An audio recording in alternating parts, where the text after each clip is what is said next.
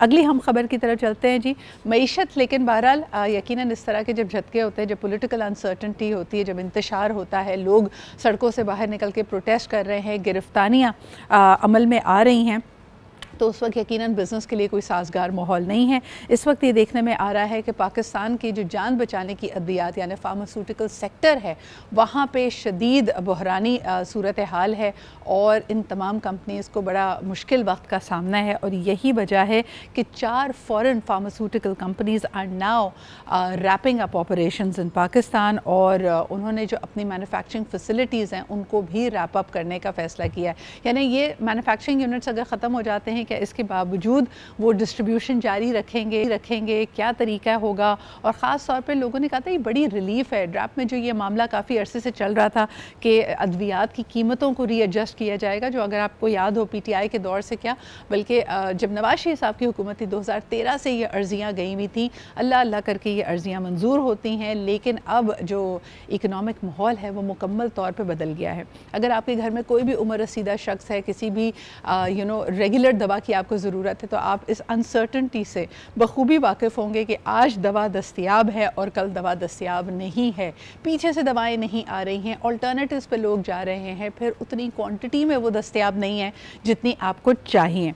तो ये एक बड़ा इस वक्त अलमिया है। इसके अलावा फॉरेन इन्वेस्टर का जो कॉन्फिडेंस है वो मुकम्मल तौर पे इरोड हो गया। अच्छा, ये सबसे बड़ा डिलीवरेबल होता है किसी भी हुकूमत के लिए। अहम है कि हुकूमत आने वाले लोगों को अपनी एक तरह से अपनी पॉलिसीज़ पे यकीन दिलाए, उसमें कॉन्फिडेंस दिलाए, जो उनके प्लान्स है। लेकिन इस वक्त ऐसा लगता है कि हम सिर्फ इमदाद के लिए आगे बढ़ रहे हैं, हमें बहुत कुछ करना पड़ रहा है। अगर IMF के पास भी अगर हम जाते हैं तो जो कंडीशंस हैं वो एक दफ़ा फिर पाकिस्तानी हुकूमत पॉलिसी मेकर्स पे ही प्रेशर बिल्ड कर रही हैं। क्या हो रहा है फार्मास्यूटिकल सेक्टर में, आइए ज़रा इस पर वापस आते हैं। हमारे साथ मौजूद है खालिद मिसबाह-उर-रहमान साहब, आप चेयरमैन हैं फार्मास्यूटिकल मैन्युफैक्चरर्स एसोसिएशन के।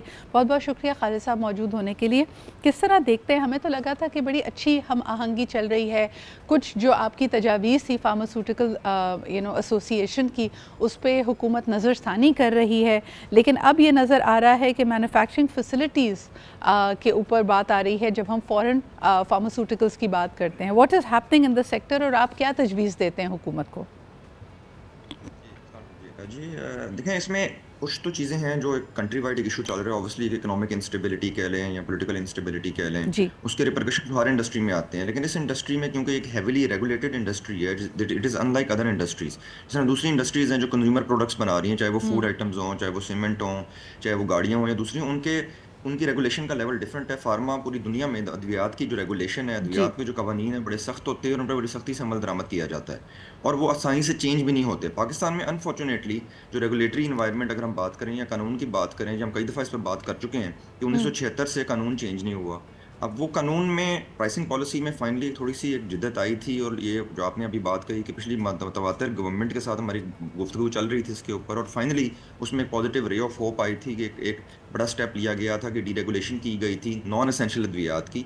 तो उसके बाद लग रहा था कि जैसे हम एक राइट ट्रैक पे आ गए हैं और इंशाल्लाह आगे बढ़ेंगे। लेकिन उसके बाद दोबारा जब 1976 के ड्रग एक्ट की बात हुई, उसकी अमेंडमेंट की बात हुई, क्योंकि वो भी 50 साल हो चुके हैं, उसमें भी जी कुछ बड़ी मेन प्रॉब्लम्स एग्जिस्ट करती हैं, वो दोबारा एक डिले का शिकार होती जा रही हैं। बिकॉज अगेन ऑब्वियसली गवर्नमेंट के और भी दूसरे बड़े बड़े बड़े मसले चल रहे हैं पाकिस्तान में, तो उसमें कई दफ़ा इस तरह की चीज़ें हाईलाइट नहीं होती हैं। और अनफॉर्चुनेटली जब सबसे बड़ी प्रॉब्लम इसमें एक नज़र जो आ रही है फ्यूचर में कि जो मल्टीनेशनल कंपनीज यहाँ से जा रही हैं, नई अद्विया जो रिसर्च है, जो नई जिद्दत है इस फील्ड में, वो तो मल्टीनेशनल्स ही कर रही हैं। पूरी दुनिया में रिसर्च उन्हीं की होती है, उन्हीं की अद्वियात आती हैं। तो अगर वो पाकिस्तान से जा रही हैं और जा चुकी हैं काफ़ी और ये बाकी भी चली जाएंगी, तो प्रॉब्लम यहीं आएगी कि आज हमें प्रॉब्लम का एहसास नहीं होगा, लेकिन आज से 10-15 साल बाद जब दुनिया तरक्की करके नई अद्वियात बायोटेक टेक की तरफ चली जाएगी और दूसरी थेरेपीज़ की तरफ चली जाएगी, तो हम बहुत पीछे रह गए होंगे। और हम उस वक्त कोई कंपनी यहाँ के इन्वेस्ट करने के लिए तैयार नहीं होगी, क्योंकि जो कंपनी अरबों रुपए इन्वेस्ट करके यहाँ से चली गई है, तो वो 10 साल बाद दोबारा यहाँ नहीं आएगी, क्योंकि वो एक इस चैप्टर को खालिद साहब, क्लोज कोई कर जाते हैं मरबूत हमेशा। पॉलिसी नज़र आ रही है यानी हुकूमत का इसके ऊपर कोई रद्द अमल के चलें जी? अगर एक तो दो तरह के रद्द अमल हो सकते हैं। नंबर 1, वो कोशिश करें कि ये फ़ॉरेन कंपनीज पाकिस्तान को छोड़कर ना जाएं। दूसरी तरफ ये कि लोकल मैन्युफैक्चरर्स को कोई इंसेंटिव दें ताकि आप लोग किसी तरह से, आई एम श्योर कि इंटरनेशनल लेवल पे और जिस किस्म के उनके पास फंड्स एंड रिसोर्स होते हैं उसको तो मैच नहीं कर पाते, लेकिन आपकी जो कैपेसिटी है उसको बिल्ड करने के लिए ही कोई इंसेंटिव या कोई पॉलिसी बनाई जाए, तो दोनों तरह के कोई रिएक्शंस आपको नज़र आ रहे हैं इस वक्त हुकूमत और पॉलिसी मेकर्स की तरफ से? देखिए, नीयत तो नज़र आती है, बट रिएक्शन के फिजिकल ऑन ग्राउंड चीज़ नज़र आए वो नज़र नहीं आती, इन द सेंस के इसमें डिले के शिकार चीज़ें बहुत हो जाती हैं। सही। ऑब्वियसली पाकिस्तान में एक बहुत बड़ा इशू 18वीं अमेंडमेंट के बाद ये भी चल रहा है कि जिस तरह एजुकेशन और ये जो ड्रग्स की फील्ड है, मेडिकल की फील्ड है, इसमें वो प्रोविंसेस और फेडरल गवर्नमेंट का भी आपस में इशू चल रहा है कि किसका अख्तियार क्या है, उसमें भी काफ़ी पॉलिसी डिलेज आ जाते हैं।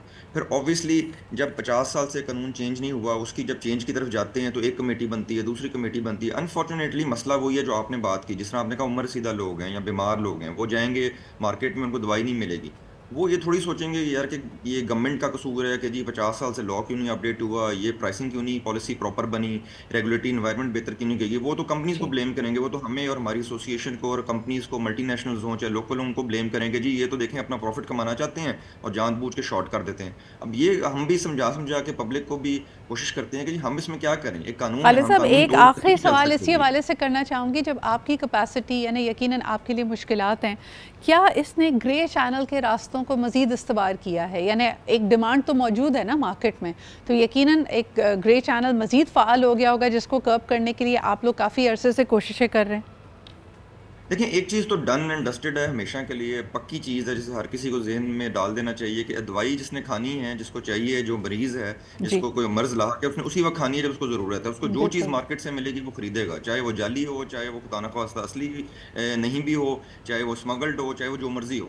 पेशेंट को तो नहीं पता, पेशेंट ने तो जाके खरीदनी है, बिकॉज़ वो तो एक मुसीबत में फँसा हुआ है। सही। इसलिए ये इनकरेज करती है, शॉर्टेजेस जब होती हैं, जब पॉलिसी डिलेज़ आती हैं, ये इनकरेज करती हैं कि खुदा न ख़वास्ता जो ऐसे अनासर हैं, ये ऐसी अद्वियात, जाली अद्वियात, स्मगल्ड अद्वियात मार्केट बिल्कुल। में लेकर आएँ। तो ऑब्वियसली हम इसमें गवर्नमेंट को बारहा रिक्वेस्ट कर चुके हैं, हमारी रेगुलर मीटिंग उनसे हो रही है और दोबारा भी मीटिंग होने जा रही है कि इसमें फौरी तौर पे फैसला करें। और फौरी का मतलब पाकिस्तान में जो लिया जाता है कि 2-3 साल नहीं है, ये चंद दिनों, चंद महीनों में ये फैसला ना हुआ, जिसका जो परमानेंट नुकसान हो जाएगा उसकी फिर तलाफी नहीं हो सकेगी। बिल्कुल सही, यानी एक दफ़ा अगर कोई मार्केट को एग्जिट करती है बड़ी कंपनी, इनके अपने लीगैलिटीज़, इनका अपना पेपर वर्क, अपने स्ट्रेटेजिक डिसीजंस काफ़ी वक्त लेते हैं। यानी आज आप तैयार नहीं हैं, परसों आप तैयार हो भी जाएं, लेकिन उस वक्त तक अगर जिस तरह के मैंने आपको शुरू में बताया 30 में से अब सिर्फ 4 फॉरेन मल्टीनेशनल फार्मास्यूटिकल्स पाकिस्तान में इस वक्त ऑपरेट कर रही हैं।